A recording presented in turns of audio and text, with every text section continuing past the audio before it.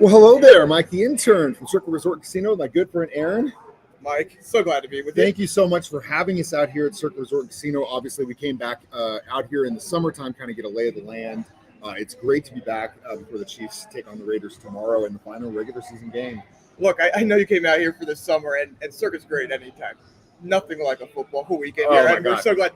We know this place is going to be nothing but red, and even though, look, we're Vegas, we're pro Raiders, and we're so excited to have the Chiefs in town. I really appreciate it. I will tell you, Aaron has been incredibly gracious.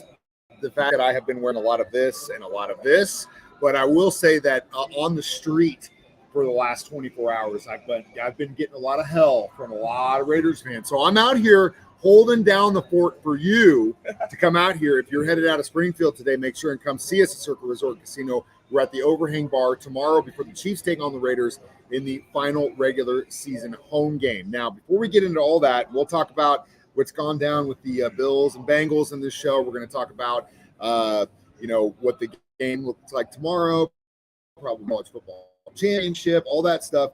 We've got to talk about Circa Millions and Circa Survivor. Okay, if you're not familiar, we did this this promotion with Circa for the last probably about 6 months. And when we started it back in the summer, they were gearing up for their Circa Millions and Circa Survivor. And basically, the way these work, specifically Circa Survivor, which is one of the craziest things, is you pick the wins over the course of the season.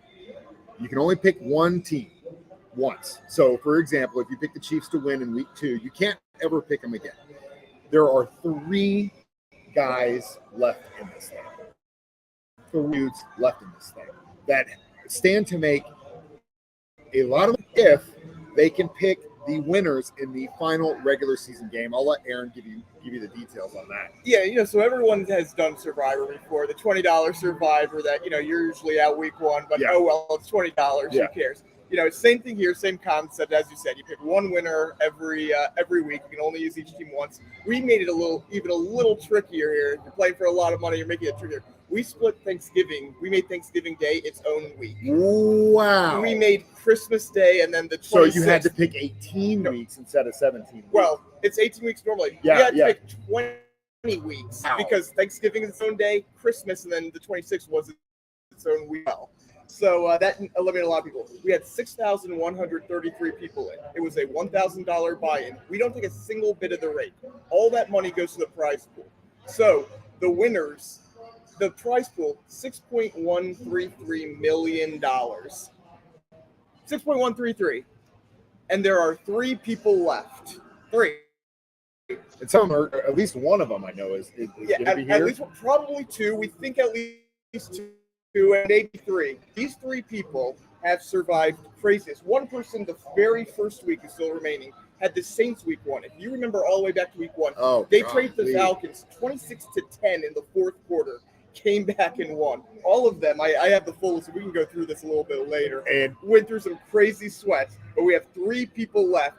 And the teams that are remaining, there's going to be some interesting sweats going on in this one. Circa Survivor are really just like the most extreme thing you ever think of on steroids. So I'm telling you right now, it is just a really cool thing when this thing comes around back in 2023 in the summertime. If you think you know what you're talking about when it comes to Chiefs football, you definitely need to check it out. Again, I'm Mike the intern checking in from Circa. Aaron's going to be back with me here in just a few minutes.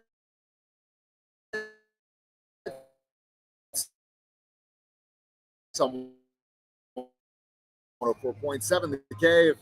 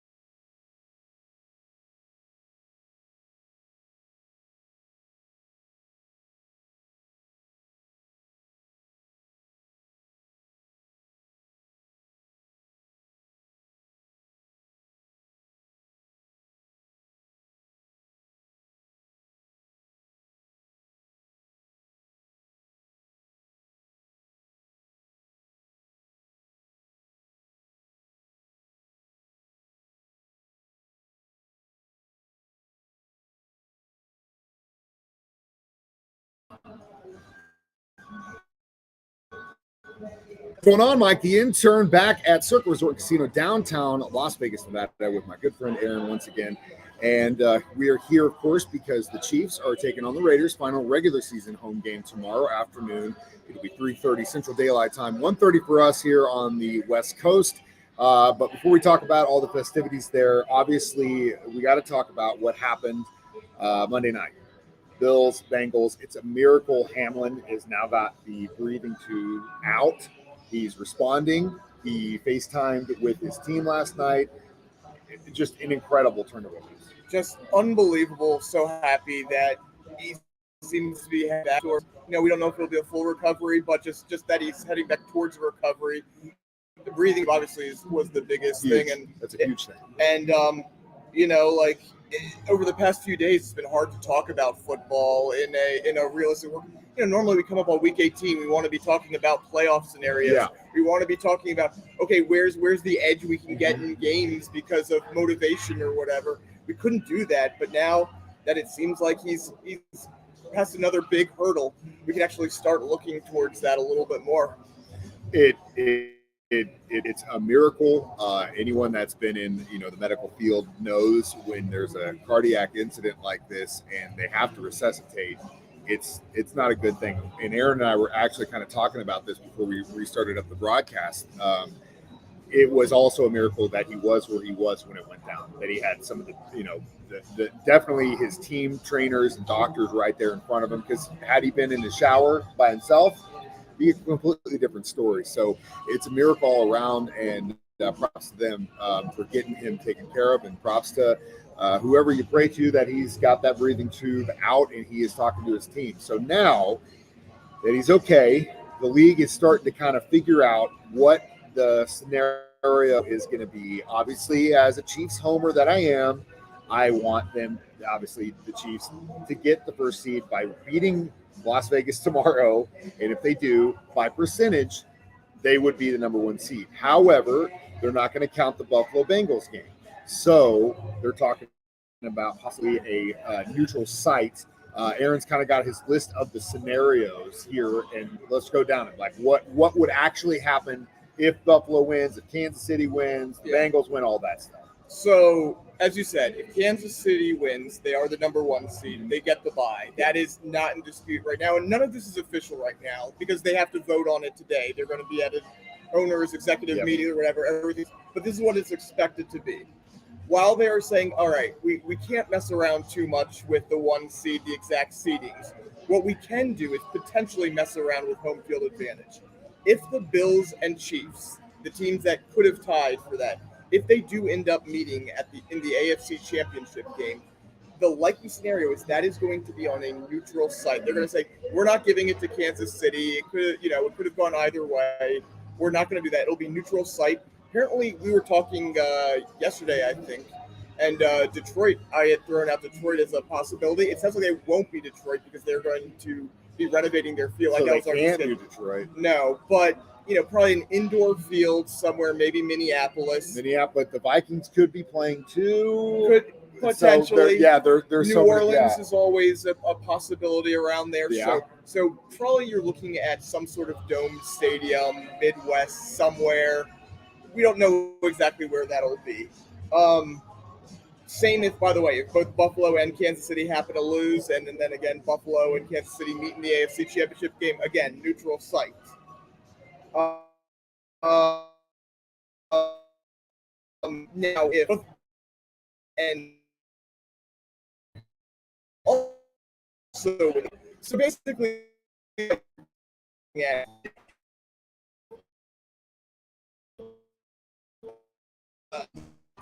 seed, as long as one of the Bills or Bengals end up winning, that AFC Championship game is going to be a neutral site. Absolutely. Now, this is all hearsay because we still have one more final regular season week to play. Yes. The Kansas City Chiefs need to take care of business in Las Vegas, of course, tomorrow. But the Bills also have to face off with the New England Patriots. Now, I'm not saying, the Bills look good, and right now, where are they at as far as my man's got the numbers. Yeah, we're in the largest sports book in the world. We've got it right here. The Bills are a 7-point favorite right now. So, Chiefs, by the way, 9-point favorite. So that tells you the money's coming in on the Bills.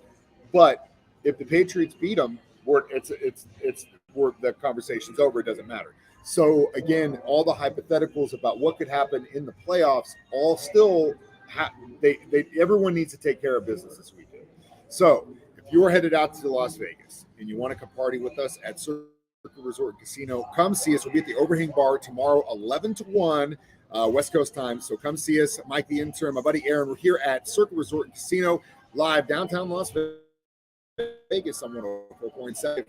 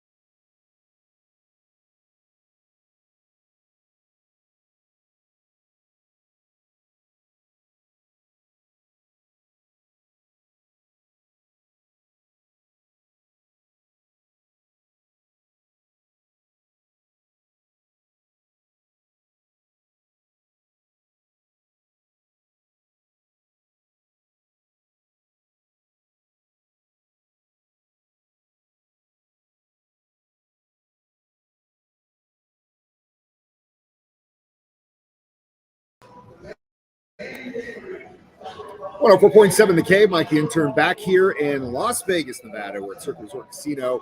We've gone west to watch the Chiefs take on the Raiders tomorrow afternoon in Las Vegas. Here back once again with Aaron, my good friend here at Circa.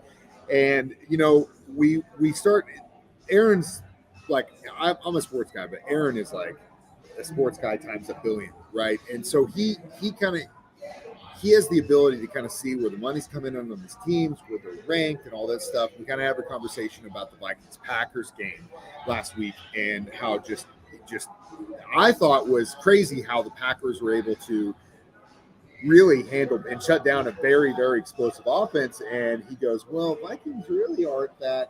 And so let's talk a little bit about the perspective when you look at these games week to week and the money's coming in. Is that how do you gauge the league when you're also gauging how the money's coming in? Is it usually hand in hand the way that works? There's definitely a lot of that, and one of the things we're really proud of here at Circa is that we welcome these like the quote unquote sharp bettors, the guys who have the models, the guys who make their living, and we use that information. If we get a huge bet on something, we realize, oh, there's some smart guys who are betting on this. There are some other books, they'll limit those type of guys, but also they will, they get so much public money, so much other money that they don't necessarily. We use that information we have, but also there's kind of a misnomer, not really a misnomer, but some people things that people don't realize is like wins and losses. We take that into account. Obviously, if you win a lot of games, you have to be decent at least. Yeah. But how you're winning the games, what you're looking at, who you're beating. As in air, this is the they're 12-4 right now. They were even better a few weeks ago. They're what's called a power rating, kind of what on a neutral field, what we're looking at, how it's never really got that high, and it's partially because as good as they are, as good as Justin Jefferson is, as Dalvin Cook is. Overall, they're not that good of a team. Does it come down to Cousins? Cousins is part of it, though. Even Cousins can play, but their offensive line isn't that great. Their defense has been terrible this year, which has really been really surprising this year. But if you look at every week, if there's a line that gets hung that everybody says, not enough respect on the Vikings, especially Vikings fans. Oh, yeah. No respect. How can you put this team as the favorite? How can you only have the Vikings a 2-point favorite against the Giants or something along those lines? And I'm telling you that I am going, as a gambler, in addition to working here, I am almost guaranteed I'm going to play against the Vikings in the wild card round. I am going to bet against them. I think there's a good chance. There's a decent chance they're an underdog despite being at home. And if they are a favorite, it's going to be they're a 1.5 point favorite against the Giants, against the Seahawks. If it happens to be the Packers, which is possible, like the Vikings can get the 2 seed, the Packers could get the 7. I think the Packers would be favored in Minnesota. And people are going to lose their minds over it. And I think it'll be the right side. See, the thing is, though, like the way I introed this thing was like you see these guys that are here in Vegas that are watching the money and watching. He said like the smart bettors that come in and they have their models where the game's played, what the weather's like, who they've beat up until this point. They're who's starting on the offensive line, who's starting on the defense. All those things go into account, and it gets really, really. We'll go for example is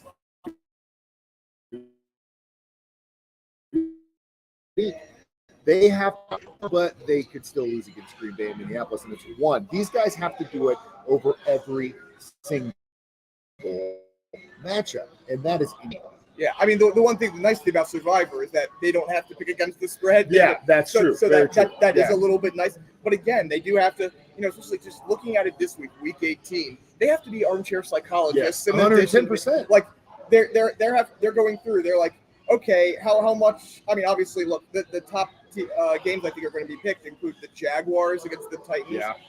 Someone does have the Vikings, which is interesting. Someone has the Seahawks. I think those are the 3 games we're looking at. But they have to look. They have to say how much is. So one of the ones I I thought might get into play earlier this week. It's changed a little bit. I thought there might be somebody on the Falcons just because I thought that you might have the armchair psychologists think the Bucs don't have anything to play for. Do they just say, okay, we're just going to take the hurt? Yeah, we're just so they looked at it. I think that based on what Todd Bowles has said, which is that they are playing, and I don't know how long this is going to be, but I think at the beginning of the week that was something someone would have actually considered playing. Could you imagine putting at least $2 million on the Atlanta Falcons? And it comes down to winning for 17 weeks, and on that last week, yep, yeah, it's just going back to Survivor right now. If they win, they are guaranteed $2 million, and they can win as much as $6.1 million. Unbelievable. And that's just one of the many things that Circa does that I think is just super cool. It makes the whole experience about sportsbook and betting and all that stuff just so incredible. So again, if you're headed to Las Vegas to watch Chiefs Raiders play tomorrow afternoon, come see us at the Overhang Bar. We're here 11 to 1. I'll be checking back in here live from Circa Resort and Casino, downtown Las Vegas. 7 the Cave.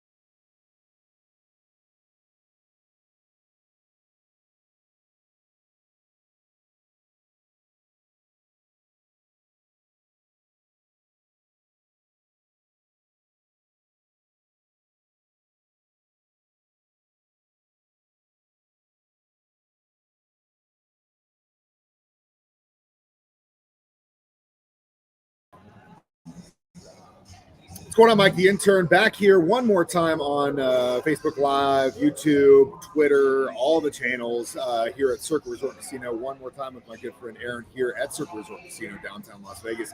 For the Chiefs take on the Raiders one more time. If you're coming to see us, Aaron, myself, we're going to be at the Overhang Bar just right over there tomorrow, 11 to 1. And then are you going to throw your swimsuit on and come watch the game with us? I will definitely be watching it. Let's go. Aaron, again, thank you so much for having us out here, sir. It's been an absolute pleasure. If you can't make it this weekend when the Chiefs take on the Raiders next season, make sure to make your destination Circa. Whatever you're doing in Las Vegas, you got to come see Circa or the D down here off Fremont Street. It is an incredible experience. There's no reason you need to ever leave this place.